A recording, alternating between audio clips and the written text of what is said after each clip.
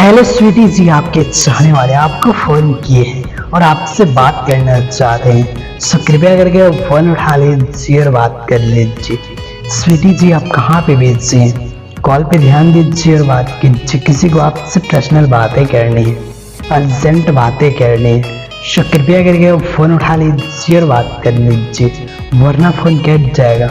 स्वीटी जी, किसी को आपसे पर्सनल बातें करनी है, ओनली 1 मिनट का समय निकाल लीजिए और बात कर लीजिए। Please speak up the call.